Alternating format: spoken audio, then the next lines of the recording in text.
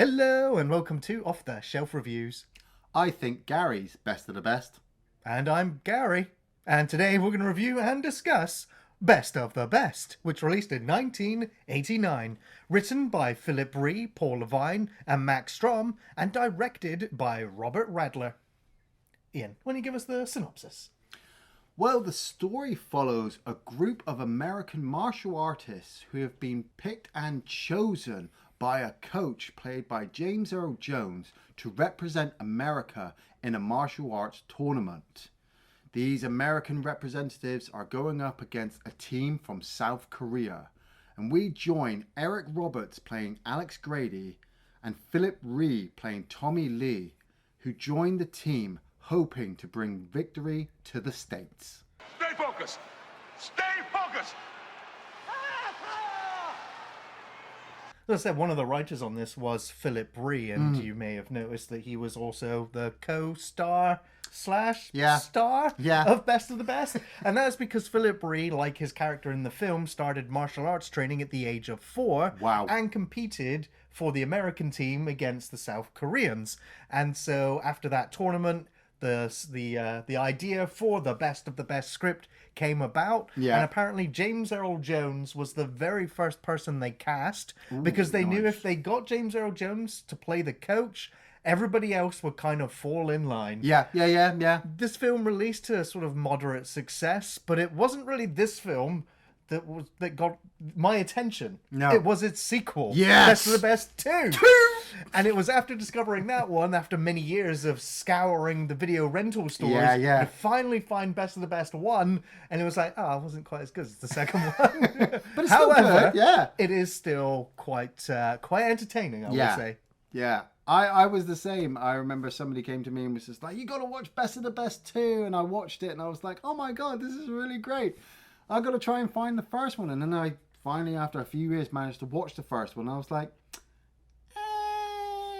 it's all right. I mean, the whole backdrop of these Americans getting together to make this team, to go somewhere, to fight in a tournament. I mean, it's no Kickboxer. It's no Rocky. It's no Karate Kid. No. I mean, like... But it does take ingredients from all of those movies. It does. Stirs them up in a perfect 80s montage. Yeah. That's all you need. And part of me, I'm like, I love Karate Kid and I love Rocky, but Best of the Best holds like a really secluded spot in my heart where I'm like, you know what? That's my guilty pleasure. I'll happily fucking just watch Best of the Best all the time. And like... You look at the lineup, like I said, Eric Roberts. Man, we really need to do Runaway Train. Oh, yeah, we do. I love Runaway Train. And for all you nerds out there as well, for you true nerds, I mean, Eric Roberts really is the master from Doctor Who. I mean, I'm not disputing that. He's my master. So seeing him here, and obviously he will go on into the sequel, spoiler, but the fact that, like, Eric Roberts is playing Alex Grady, who, he was in a martial arts tournament many years before, and then he suffered this injury that completely just stopped his martial arts career. His wife passed away, and now he's raising his 7-year-old son by himself. And And I really like this film. It really established him quite nicely at the beginning, where he's the supportive dad who's teaching his son how to ride a bike. Yeah. But before we even get to that, I love how this film's just like dead serious to begin with. Dead serious. We're in Korea. We're watching this legion of martial artists synchronized on this field, and the title comes up, and they're all yeah. I'm like, oh shit. But then the film does a 180 and it immediately plays this soft rock hair metal band as we're in this mechanic warehouse. And well, I like how it shows us the two different cultures, world and cultures. Yeah. Like the Koreans are. They're taking it seriously. Yeah, well, they got the to. Americans haven't even started training yet. No, they haven't. These Koreans are fucking kicking the shit out of boards. To be fair, we do cut then to Tommy, who is running a martial arts class. Yeah. And we see that he's a good person, because we get these two boys that are having a falling out, and he comes over there and he's like, look, You're going to be best friends. Here, shake hands. Yeah. But at the same time, he gets given this letter. And then we also cut to Alex Grady receiving the letter. Yes. And one of the... It's a small goof here. Yeah, right. One of the first things you might notice is that whoever wrote this letter could not spell congratulations. They spelled it with a D. Did you recognize Alex's mum? I did. It's a retired Nurse Ratched. Small, tiny little role. She's like, no, you can't do this. What about your son? And he's like, I'm only going to be away for a little while. And she's like, okay. And that's it. She just takes care of his son. Yeah, well, then we get a cutesy scene where he sat with his son. And I was like, that voice sounds ominous. That little boy, his voice sounds familiar. Okay. It's the voice of the good guy dolls from the Child's Play trilogy. No way! Yeah. Holy shit. Dad? Yeah. You better win. You got it. I like how then it kind of switches back to Korea and the Koreans are choosing their team. You know, they've literally got like 50 odd guys all in their black belts and white gis, and they're reading from this list and they're calling out names, and you've got that guy up there with the eye patch, Daehan. Yeah. And you're like, whoever he is, if he's wearing an eye patch, you know he is a badass. And so the movie is just kind of setting up this whole idea. It's not huge, but it just, for me, it's enough to say, right, the Koreans are bad. Right. The Americans are all fun-loving and having a great time and being friends. But those Koreans, ooh, you know, the way they just all stand there go, Korea, Korea. You're like, oh, they're ready to go. They're ready to kill some people. And win, yeah. And so then we were cutting to the American kind of training tournament going on where you got James Earl Jones and his kind of assistant coach. You know, they're watching people fight and, you know, he's got a list there. And you've got Travis Bickley, played by Chris Penn, coming in with his stereo playing and his cowboy hat and his, you know, no shit attitude. I've always really kind of had a bit of a soft spot for Chris Penn. And I think it's after I saw him in Best of the Best 2 and was like, oh man, and then seeing him in Best of the Best 1 and seeing his character in this, and then obviously going on to Reservoir Dogs and going on to Rush Hour. Sadly, he would pass away, but he makes his characters iconic. He does, yeah. Yeah, and he is not a very likable character. No. Like, I mean, the crowd are booing him. He just feels like a thug. Yeah. And when he gets, like, disqualified... when he doesn't get disqualified, sorry, he starts yelling at Sonny, who got the point. Yeah. He's like, you hit me in the arm, and he wanders off frame, and we hear him kick over a chair, and he's like, hi-ya! Like, it's just so out of character. Yeah. But, like, James Earl Jones is impressed, though. He's like, no, we can shape him. He's a fighter. He's a fighter. You know, and yeah, like we said, we've got, was it Sonny and Virgil, these two extra characters to fill in, you know, the team of 5. And then everybody gets sat down, and Frank, the coach played by James Earl Jones, he reads out the list. And it's set up really quite nicely where he's just like, oh, we'll pick Travis. And Travis is like, yeah, I knew it. You know, we'll take Sonny, we'll take Virgil, we'll take Tommy. And the whole time, Eric Roberts is sitting there just going... slow zoom in on him as he's looking like, I'm not going to get picked. I'm not going to get this. This is one of his first of potentially many crying scenes. Yeah. But it does look like he is about to cry if he doesn't get picked. But his name gets called out. He does, yeah. And he gets up into the team and they're all excited. They're all ready. And Coach Frank's just like, right, you are my guys now. And we're going to be going off and we're going to be training. And you're not going to see your families for months. But tonight is your last night. So why don't you all get together and go off and have a few drinks at the local bar? Because, he comes out with his rules. He's like, no women. Yeah. No alcohol. Yeah. And no drugs. And you will always turn up on time. On because time. if you turn up late, you disrespect me, you disrespect the sport, and you disrespect the team. Man. His delivery, I mean, the way that everyone's in the locker room just chatting, and the way James Earl Jones' thunderous voice just demands attention, and you respect him because he does have words of wisdom to say. But he is also got a sense of humor where he's just like, and maybe some of you will even get laid. But judging by the class of women around here, I find that very unlikely. It's like, oh, okay. But you know what? You're watching this, even if you've never seen this before, you see them go to the bar, you're like, bar fight. Bar fight. Well, I did not expect to see Kane Hodder. I know. It's so crazy. You're like, What the fuck's he doing without his hockey mask on? I don't know. It looks like he's with the chick from like Howling or Howling 2. I don't know. But yeah, like Virgil, he's just there. He spills his Irish coffee, I think, on this girl. I thought it was supposed to be warm, and you see Tommy and Eric Roberts look at each other like how was he doing? How's his game? Is so good. Like he spilled drink on her, and now they're dancing. They're dancing. They're having a little conversation. Travis is staring at the girl who's the girlfriend of Kane Hodder's character, and he's convincing her to go for a dance. Sonny can't get any woman to dance with him, and so, they're all independently making their characters stand out, that you're like, okay, there's not too much depth with them. They're just martial arts kind of action Not for stars. most of them, except for Alex and Tommy. Yeah, you get all the backstory. And Alex and Tommy get all the backstory, but at least, like, particularly the guys playing Sonny and Virgil, they make them... Yes, there's a little bits of personality there. Yeah, like exactly. Sonny, like watching that girl walk past, and he's like, cute belly button. I'm going to go for it.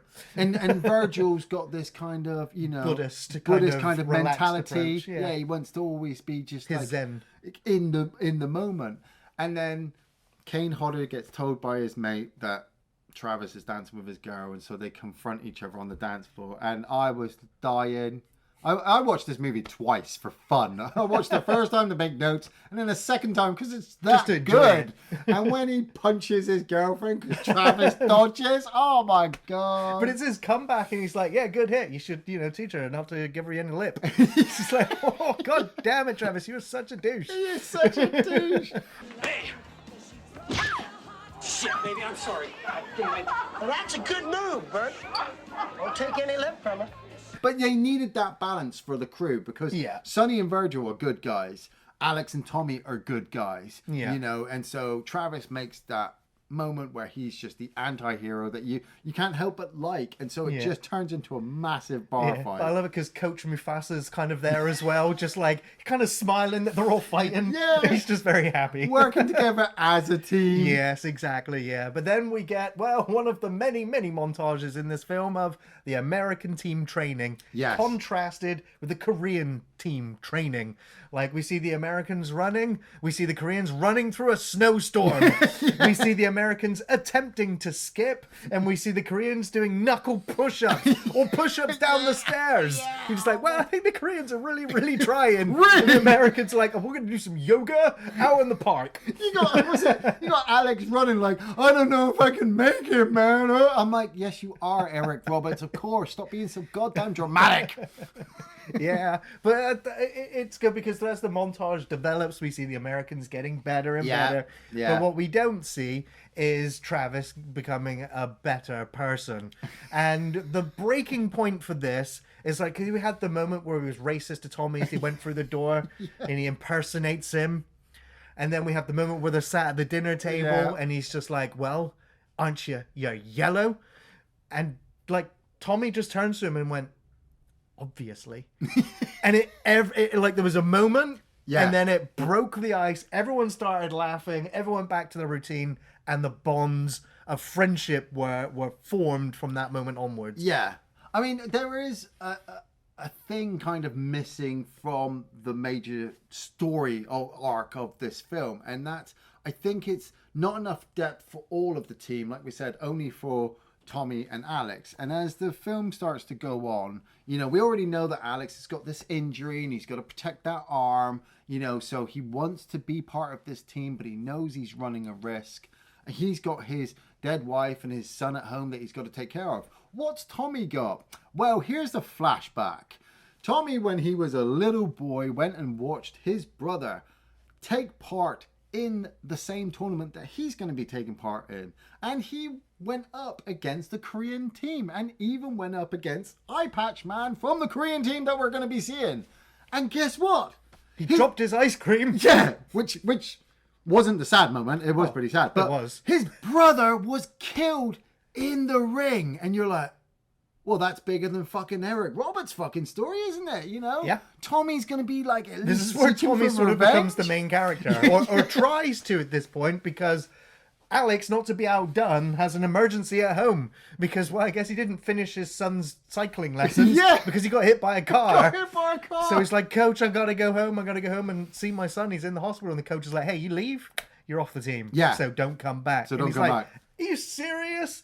Like, Thulsa Doom, please, my son, I've got to go. I don't even understand how that would work, because, like, would they just go with 4 members to the tournament if Alex never came back, or were they going to get a replacement? That's what I thought, like, probably get a replacement. Luckily, Alex got on a plane, flew, saw his son in hospital, and flew back in what seems to be the same day. Because he's back and he's like, all right, coach, all right, I'll beg. Yeah. Please give me my spot back on the team. The coach is like, no.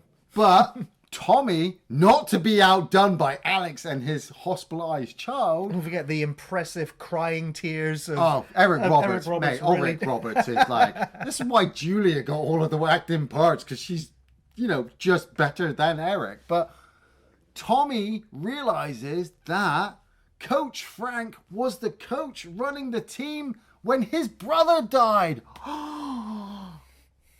None of this really matters. None of it matters. Well, it does matter to Sally Kirkland. Right, yeah. Who's playing Catherine Wade, and she's been sort of forced onto the team against the wishes of Coach Vader. Yeah. Who's just like, I don't want anyone else. I'm running this team. I'll take all the responsibility. Don't want this woman. Yeah. This sensei. But she's the one who's kind of got all of these other philosophical teachings and trainings to add a new element to the team. Well, she even says, then she's like, you're going to teach their bodies. I'm going to take teach care their of minds. their minds. That's right. And yeah. I really like that because, when you're looking at martial arts and you're looking at training, it's not just about the physicality of it all. It's about, making yourself centered and being controlled and making sure your aggression doesn't go all over the place. But the moment she finds out that Tommy may be facing the guy who killed his brother, she's like, what are we going to do, Frank? And Frank's just like, well, no. We're good. He's good. But there was that moment because, like you said, Eric Roberts comes back and is just like, I'm going to beg. I want to be back on the team. And then something happens with Tommy and Tommy's like, I quit. And Eric Roberts runs up to Tommy and is like, no, you can't quit. I was going to quit. No, you can't quit. I was going to quit. Well, we both can't quit. Well, we're both back on the team. Well, first Tommy's going to be like, I can't fight Dehan. I'm afraid. And then we need a driving montage. Where he gets his thoughts together. We flash back to the ice cream fatality. Oh, no, that ice cream. And then he decides to come back and avenge the fallen ice cream. And everyone's like, yeah, we're all on the team together. Let's go. Luckily, we were at the airport with your bags packed. And luckily, you made it on time, mate. Here's an ice cream. And then we get to Korea, and this is where we get all the festivities. We get all the ladies dressed up, playing the drums. Yeah. It's all exciting. It's all that ominous, like atmospheric lighting as we hear the announcers announcing the teams and the sport, and it's like, all right, here we are. And this is a full 30-minute segment of the film. Yeah, it's the full great. last act, and it's one of the reasons why I really like this film is that a little bit like Karate Kid, where it feels a little bit more down to earth, authentic and real, instead of like a over-the-top martial arts movie. Yeah. I like that the fights that we've seen in the trainings felt realistic enough. Yeah. And the fights for this tournament also play out pretty well. Each fight is 3 minutes over 3 rounds, and a lot of the fighters look like they've suffered the blows that they receive. So it feels like a real fight. And I do like the point system, and I like the way that it's broken up. But first up, it's Sonny. Counter!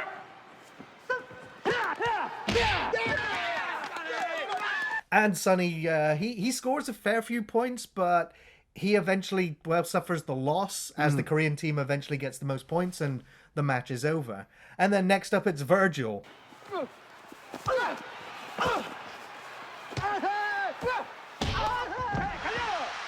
And Virgil definitely seems to be the pacifist now that he shaved his beard. Because I think he scores like 2 points and then is like, you see the point board after Virgil's been in there. And you're like, you've just killed it for the American team, Virgil. Like, come on, man. And then we have Travis up. And just like his training, just like his personality, he's a bit of a thug. He loudmouths, he backtalks, and he gets the crowd all riled up during the fight. Yeah. But it's actually good. I like that he's not a finesse fighter. He is a powerhouse. Yeah. He's just in there with quick jabs, powerful punches, and that's how he scores his points. But it ends in a 3-3 tie. And so the tiebreaker is going to be a case of punching bricks. And that's actually one of my funniest lines in it. After Travis has punched the bricks, and he's looking at it, he's like, yeah, okay. The mayor's like, yeah, you did it, yeah. Yeah. And then we watch the Korean guy smash the bricks, and we're like, the Korean guy just won. Yeah. But I like that the ref comes over and he's like, 1, 2, 3, 4. And Travis is like, what are you counting for? Yeah. It's just a good delivery. I thought that was great as well because, like, we know Tommy Lee, the actor playing Tommy Lee, you know, he's got all the background for martial arts. So when you put him in front of the camera, absolute badass. Same thing with Eric Roberts. Eric Roberts, in his own time, knew martial arts. So when you see him on camera, he's actually doing what he needs to do and doing it really well. With Travis, with Chris Penn's character, like, I never really looked into it if Chris Penn had done martial arts in his spare time or got himself prepared for this movie. Because to me, it looks like they've gone, right, Chris, put that gi on. Right, now just punch that guy. And he goes out of his way to do it. And you're like, you know, I suppose that's why I kind of always related to his character more than everybody else. Because I tried martial arts when I was young and I just couldn't get it. But I know how to fight. You know? So I look at Travis and I'm like, yeah, but he's got no control. He's just all rage, and so then we're getting to Alex getting into it, and he does pretty well, but then he takes that injury. Yeah, I was gonna say Alex like scores point after point after point, finesse, quick points, just quick points. I love his stance, the way he's protecting that shoulder. I do like that, but at the same time, like, having done martial arts, he leaves himself exposed, like with his arms up here. I'm like, I don't like the pose. I think you've just left yourself very vulnerable to attack.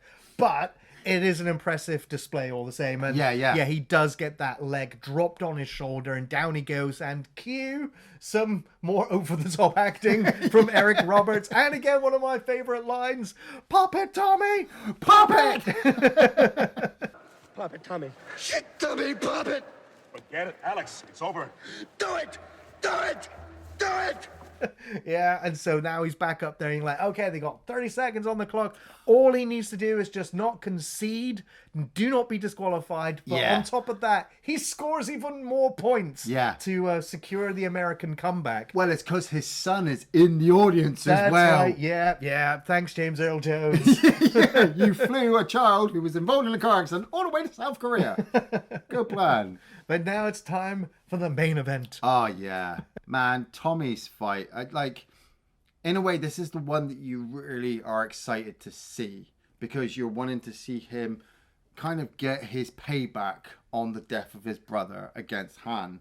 And, you know, it's really well filmed. It's really quite brutal. Yeah. You know, it's the fact that, like, Dahan, the seconds the fight starts, it's a 1-2, bang! Yeah. And Tommy is down on the mat. And then right afterwards, bang, he's down again. You're like, oh my God, okay. The Koreans are scoring points. They're scoring. And Tommy's just getting mopped up. Yeah. But that's how you tell a good story. Yeah, because that's now you need the hero to really dig deep and get back on his feet and bring this fight around. And he does. And you see the points coming all the way up. So they're just trailing 1 point behind. Yeah. And Dahan looks absolutely torn to pieces. And he's down on the mat. And the announcer's like, it's over. Like, if he doesn't get up, it's a technical knockout. Tommy is going to win. The Americans are going to win. And Tommy could just kill him at this point. Yeah, like Dahan stands up and he's standing back in the ready position with like 20 seconds on the clock. Yeah, but he's barely standing too. Barely standing, so literally Tommy could just push him and win the match. And I really like the sequence, but I also really dislike certain parts of it. Now, Right, okay. We know, we've had the flashback sequence, we know about Tommy's brother, and we know that his opponent Dahan right now is easy pickings. Yeah. Just keeping the camera on Tommy, just visualizing all of this was enough. It didn't need to cut to James Earl Jones going, no. And it didn't need to cut to Eric Roberts going, Couch, he's going to kill him. He's going to kill him. It's like, you didn't need any of that. You just needed to focus on those two in there. We got it. We got it. But James Earl Jones and Eric Roberts are like your big stars at this point, you know. It killed that moment for me just a little bit. It does. It does make it a little bit more comical, I find, as well, because we know, if you've got experience with these types of movies, we know that the hero, Tommy, at this point, isn't going to kill this guy. No. Because if he does, he's just going to be a murderer and the whole movie's going to change. We know the most honorable thing he could do is just to leave it. So, yeah, like you said, when you get those two massive, huge emotional outbursts from the two biggest stars you probably find in this movie, that you're just like, okay, just leave it. And then the match ends. Yeah. And the bell rings. And Daehan collapses. But the Koreans have won. Yeah, by 1 point. And I totally forgot that when I was rewatching it the first time. The second time, I was like, oh yeah, I know what happened. But the first time, I was just like, oh my God, yeah, this isn't an American victory. This isn't just, they beat everybody. It's nice that actually the Koreans win and win the tournament but they're so honored to have this team that they fought against not be absolute douches. Yeah. And just be normal people like them looking to win. That the Korean team are just like, thank you very much, and just start giving them their medals. Well, they all start giving their medals back after Daehan. Daehan is the one who breaks formation and breaks rank and walks over to Tommy and takes off his gold medal after he says, I'm sorry, I killed your brother. He was an honorable, good fighter. I didn't mean to kill him, and I offer you me in place of your brother. And gives him the medal, and it's like, man, I get goosebumps every damn time. And you know what? The it's kind of weird, but at the same time, I think it even adds to it is that obviously these two are real life brothers. Oh wow! And so, like when him saying "I killed your brother, but I am your brother," I'm like, but he is his brother. I mean, and then all the other Koreans following suit and be like, Alex, you were the better fighter. And he's like, I know everything about you. I know everything about you too.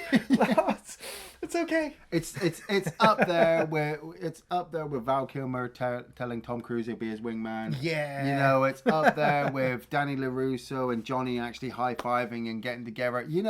It's a happy ending, but it's good because it's not just a happy ending for one side. Yeah. It's a happy ending for both sides. And not just that, but it's a happy ending for everybody. Even Coach Frank's happy. Yeah. Fucking kids happy. Fucking mum's probably at home like, yeah. No, she was in the audience as well. Oh, well, yeah, she's there. We She's saw all the people happy. in the bar, though.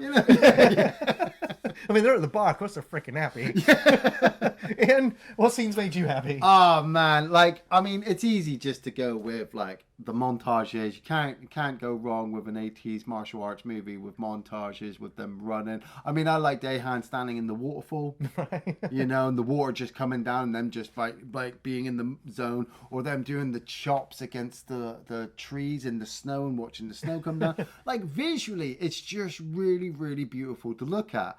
The fight sequence at the end in that final 30 minutes, it's just great. It's what the movie's been building to, and it doesn't shy away. It gives you exactly what you want.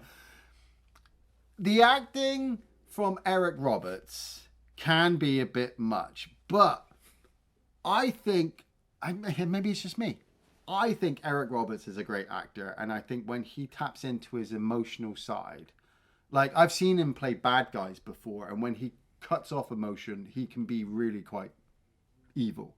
But when he taps into the tears and the lip quivering and the coach, I'll beg for you, let me back on the team. I'm like, coach, let him back on the team, please, for God's sake. The super kick from Tommy when he knocks Virgil out. Yeah.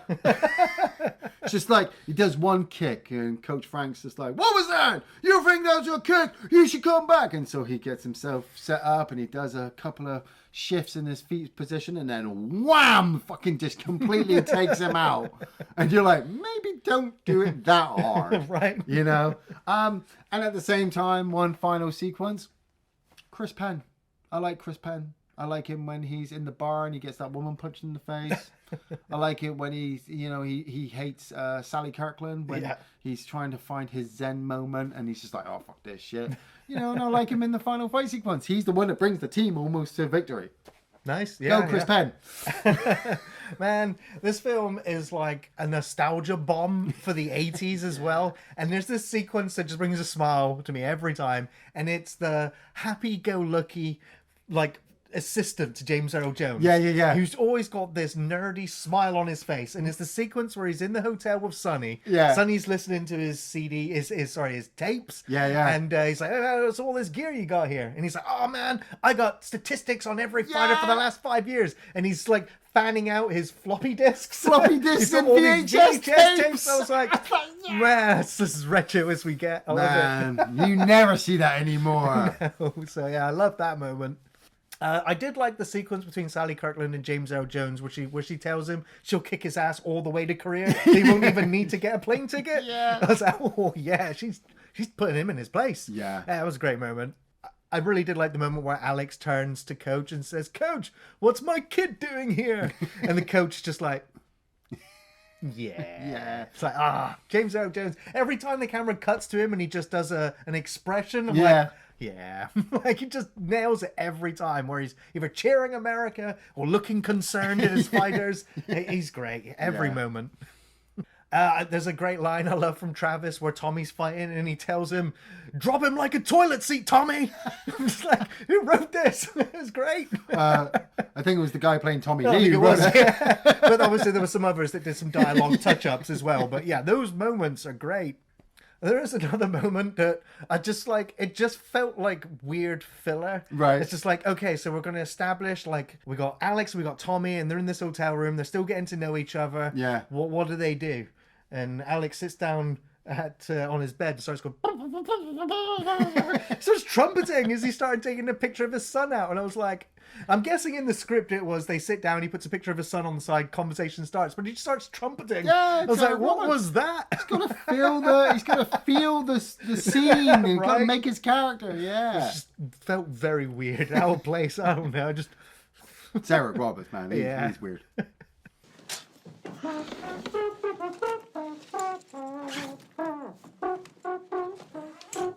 Of course, pop it, Tommy, pop it. Great moment in the film, and then yeah, all of the fight scenes, all the montage of fights is great.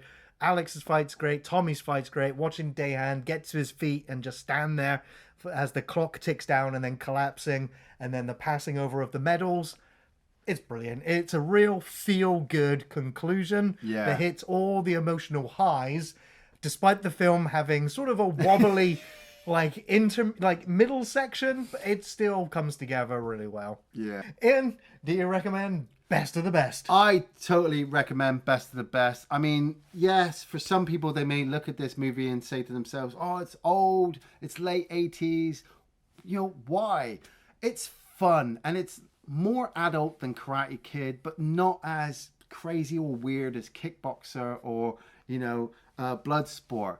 With Eric Roberts and Phillip Rhee running the main characters of this team, you can really get behind them. Like I said, I love Chris Penn bringing that kind of violent anti-hero to the team. And the two guys playing Sonny and Virgil, they're all right. They don't come back in the sequel, so that's how good they are. James Earl Jones is just absolutely brilliant as the coach, and with all five of them going ahead into the tournament, if you can make it through that first hour, you will absolutely love that final 30-minute fight. Oh, hell yeah. I'm also going to be recommending Best of the Best. This has always been a favourite martial arts film of mine that I think holds up really well, and it remains as entertaining as ever, with a solid climax that never fails to stir an emotion. Goosebumps every time. The acting throughout is okay. There's a few bad line deliveries here and there, and the script can feel incredibly forced at times, but then you have standouts like James Earl Jones, who adds so much gravitas to his role as coach, with a strong screen presence backed up with impactful words of wisdom. Eric Roberts is certainly memorable here. Or maybe it was his hair. But Roberts certainly overacts at times, but he really gave this film its heart, along with Phillip Rhee. It's certainly more drama than an action film, packed with too many 80s montages to count, but the fights do deliver, and in a convincing way that felt grounded, realistic, and authentic, with some great fight choreography that really elevates the final 20 minutes. I love this film as well for its prevailing message, about striving for excellence in the face of adversity, and that being the best of the best isn't just about absolutely annihilating and dominating the competition. For me, this is a must-watch. Reservedly, I would say it's absolutely worth a watch. A team, is not a team if you don't give a damn about each other. Thanks for watching Off the Shelf Reviews.